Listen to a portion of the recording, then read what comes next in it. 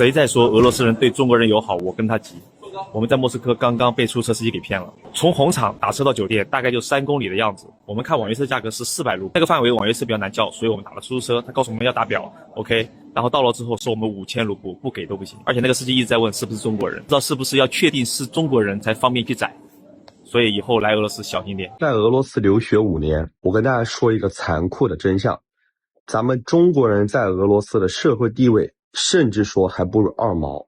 二毛是什么人？二毛就是那些斯坦国家的人，就是前苏联解体那些斯坦国家的人，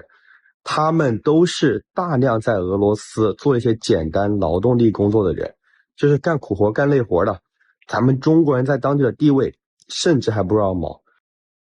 中共政府一直宣传中俄关系友好，在俄乌战争爆发后，有的中国人加入俄罗斯军队。在社交媒体上，有中国雇佣兵发视频哀叹战争残酷，说一批批兄弟被送上前线，就莫再回来，后悔死了，并警告国内人千万不要过来。另外，有许多中国游客反映，俄罗斯人对中国人似乎并不友好，有些歧视中国人，为什么会这样呢？今天我们就来聊一聊相关话题。中国女博主在抖音账号娜子的日记本发布视频说，俄罗斯旅游是真的太不安全了，我刚去玩了7天刚回来，我真的是在那里每一天迫不及待，我就想回国。我头一次出去外面旅游，我每一天想的就是要回家回国。我去之前我还觉得人家老毛子应该跟咱们的关系不错吧，应该会对咱们中国人比较友好吧，但是我这7天感受下来恰恰相反，真的，我觉得在他们眼里咱们中国人就是人傻钱多好欺负还不反抗。我在那里7天的时间里面经历过什么？在莫斯科第1天坐出租车，上车快要到的时候，司机就找我多要钱，然后说如果你不给的话，就要把我们的行李箱拉去扔掉。随后，这名博主在莫斯科的酒店里也有不愉快的经历，他们放在房间里的东西被搞卫生的服务员偷走了。他说：“你敢信吗？”而且还是那种千元级的酒店，他们住的酒店是3000多卢布一晚。要求他们换一下床单，结果酒店的人说要收5000卢布，折合人民币400元。他说：“你敢信吗？换一个双人床的床单居然要400块人民币，你怎么不去抢劫啊？真的就是把我们当猪仔。”在1月31号那天，由于杰里比尔卡大雪封路，他们不能入住酒店。他说，在这种特殊情况下跟酒店沟通，居然1分钱不退哦。如果在国内的话，大概都是能退的，而且还有很多这样的事情，真的是非常的恶心。我觉得一定是有很多的中国人到了那里，俄语不会，英语也不会，英语是他们不会，没有办法沟通，一直要拿那个翻译软体，很麻烦。所以遇到事情，大家会选择息事宁人，然后他们就会觉得我们中国人就是好坑好骗，而且还不反抗。他说，他和好友去参观莫斯科红场的列宁墓，好友带了一个非常好看的保温杯，安保人员说不能带进去，但可以把保温杯放在他的脚边，等参观完了再回来拿。我们不过去参观了20分钟，保温杯就被人家给偷了。他表示自己在俄罗斯这趟旅游行程非常不愉快，提醒大家不要去俄罗斯旅游，诸如此类事情非常多，希望大家不要再像我一样的捧着钱去俄罗斯玩，然后给人家坑给人家骗，而且还吃哑巴亏，还不能反抗。他在评论区写道，我不知道是不是很多人遭遇了，只是我一路遇到的事情真的太惨了，我和我的朋友都说此生不再去了。其实在中国社交平台上类似的视频很多。不要和我说什么中俄友谊有多好，出租车都会被宰。在中途打车的时候，司机还问我们是不是中国人，如果是中国人，那就狠狠的宰。难道中国人的钱都这么容易赚吗？以后还是要少打出租车，要多打网约车，不然的话真的被宰到一个是一个。网上也有很多小伙伴说，从机场打车到市区要花2万卢布，正常网约车只需要200人民币就够了，这不是坑是什么？你们告诉我。视频中显示，这名男博主和朋友在俄罗斯旅游，乘坐计程车，朋友拿5000卢布给司机，司机不给找钱，还一再问他们是不是中国人，然后直接把车开走了。有中国网友在视频评论区留言说，去俄罗斯玩必须要找个翻译，懂他们的法律，我也去了1年多，特别黑。讲一下你的经历吧。有一天我去那个超市买东西嘛，结账的时候，那个收银员是一个女的黑毛子，她拿过我的商品没扫就放到了一边，然后她跟我说了一大堆，是不是俄语我都没听懂，好像是他们国家的话，然后我就让她再说一遍嘛，然后她不理我就给下一个客人结账了，然后我就很疑惑的问她为什么，然后她用流利的那种俄语跟我说，你什么时候听懂了，然后什么时候再来。一位中国女留学生在视频说，学校已经4天不允许中国人洗澡了，连热水都不给我们供应。学校仅针对中国人、俄罗斯人、蒙古人可以正常的洗澡。我们和他们不在一个楼层。中国人所在的楼层，宿舍管理员把热水关闭了，而且浴室也关了。但是俄罗斯人、蒙古人所在的楼层，热水是正常供应的，因为他们跟学校造谣说我们中国人脏，把浴室弄得很脏，学校就把我们的浴室关闭了。我们中国人因为这个问题去找学校解决的时候，学校就说，哎呀，这个设备坏了，明天修。第二天又说修理人员生病了，又不能修。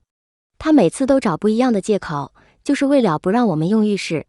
这个问题经常出现，比如说有5天不能洗澡，之后5天又能洗，然后又有5天不能洗。这样1个月下来，可以洗澡的时间也就10多天。这位博主表示，他在俄罗斯留学期间，最让他受不了的就是俄罗斯人对中国人的歧视。中俄关系现在说的这么友好，但是当你去到俄罗斯之后，你就会发现，如果你不会说俄语，你去到俄罗斯，你完全就是属于一个被歧视的对象。在俄罗斯，俄语绝对是特别重要的，因为俄罗斯它是不接受其他外来语种的，它只承认俄语的存在，所以俄罗斯基本上普遍都是说的俄语。如果你用其他语种和他们去交流，他们不是很愿意去搭理你，他们并不会觉得你是一个外国人就去说其他的语言去帮助你，他们只会固定的说自己的俄语。如果你听不懂，那和他们没有任何的关系，就连最底层的一些服务人员，他们也不会因为你是一个外国人而对你有特别关照。即便现在有很多翻译软件的情况下，他们从你嘴里听到第一句话如果不是正宗的俄语，他们作为一个底层的人员，他们都会打心里的瞧不起你，歧视你，觉得你不配和他们交流。就这么简单的问题，你在俄罗斯如果不会说俄语，那你绝对是寸步难行。所以在俄罗斯留学了这么久，我还是没有喜欢上这个国家，这个国家给我的感觉就是冷漠。在俄罗斯留学的博主亮亮也谈到，俄罗斯民众对中国人不太友好，如果不会俄语的话，在街上问路很困难。他讲述了他的一次亲身经历。如果说你不会俄语，你在俄罗斯的大街上想要问路，或者是说想要求助路人帮助你干一些事情，这是非常困难的。我当时和我一个朋友刚到圣彼得堡的时候，想要知道我们那个中介那个地方该怎么走，已经到路边边了，其实呢也就不远，只是当时我不认字，确实不认识，我就去问一个当地的一个俄罗斯人，那个是一个穿着红衣服的一个老太太，大概60多岁的样子。我和我朋友就过去问他，我拿着翻译器，你知道这个地方怎么走吗？他看到我把翻译器掏出来，又看着我长着一张华人的面孔，直接就对我破口大骂，让我赶紧滚离开他的视线。我当时都没听懂是什么意思，只是后来我去问我的中介，跟他说了一下这个情况，他说他大概率就是在骂你，让你赶紧滚。所以我认为这个在我们国家至少不会发生这样的事情，但在俄罗斯这就是确确实实发生的事情。这位博主在俄罗斯留学5年，他说我们中国人在俄罗斯受到不公平的对待，受到别人的冷眼对待，是我们自己造成的，其中有2个原因。一个是从中国卖到俄罗斯的商品有很多质量是非常差的，虽然中国产品很便宜，但是有很多是模仿名牌的假冒伪劣产品，比如有的鞋子是一次性的。另外一个原因是在俄罗斯人眼里，中国人的居住环境就是脏乱差。有很多同学家长来问我，为什么很多俄罗斯人不愿意租房子给咱们中国人？你知道俄罗斯人他在影视作品里面对咱们中国人的称呼是什么吗？称呼是大格朗。大格朗在俄语里面的意思是蟑螂，就他觉得咱们中国人非常脏，每天做饭，每天在公寓里面生活着，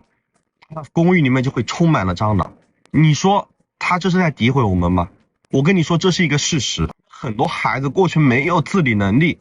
他没有自己照顾自己的能力，他在那边每天除了在房间里面生活，就是制造垃圾。这位博主说，有一次我们去帮一个孩子的孩子退房，他被房东赶出来了。为什么？我们去看了那一套房子，除了通向厕所、通向厨房的地方有2条通道外，其他地方全是垃圾，非常的夸张。他感叹说，有的时候可怜之人必有可恨之处，咱们出国，有的时候受到别人的歧视，很多时候是有原因的。这位女博主在俄罗斯摩尔曼斯克的一个小镇，去餐厅吃饭的时候遇到了麻烦。到的时候大概是1点多吧，就不是饭点儿。然后而且我们进来之后很多空位儿，我们有预定嘛，我们说没有，他就说不好意思，这里都被预定，就不让我们坐。而且脸很臭，就是我们想往餐厅里面走，他说 stop， 连说了3遍。而且这个小镇上只有2家餐厅，然后我们就去了另一家吃到了饭，而且另一家态度也很差，态度很差就算了。吃完饭我们吃了9000的饭，然后问我们要10%的小费，就是900卢的小费，折合人民币是70多吧，我没有给。俄乌战争开打至今马上就3年了，不少中国人以雇佣兵的身份加入俄军。有雇佣兵在网上抱怨，当初是抱着满腔热血来俄国参军，来了之后才发现我们都是炮灰，不仅俄方拖欠薪资，就连承诺的杀敌及受伤补贴也都没有。雇佣兵蟋蟀发布一段录音，讲述前线的情况。自己死了倒没什么可怕的，可怕的是你身边的所有跟你关系好的兄弟都没了，身边战友死眼前都一点不伤心的那种，全他妈没心没肺的。你在异国他乡，你就能跟他说上2句话，他没了，你心里什么感受？我身边的兄弟来到这边，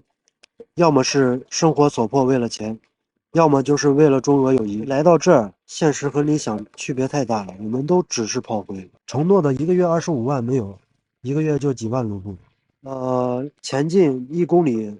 5万卢布，我们这都前进8公里了，他妈一分卢布没见到。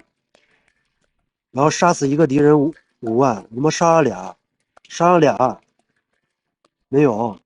9月份，光中国人就死了3个，伤了6个。10月份又没了3个。我们团是中国人多，20-30个，中国人就还剩5个。好的，今天就跟大家聊到这里，请记得点赞、订阅、留言，并分享给您的朋友，感谢您的支持。我们下期节目再见。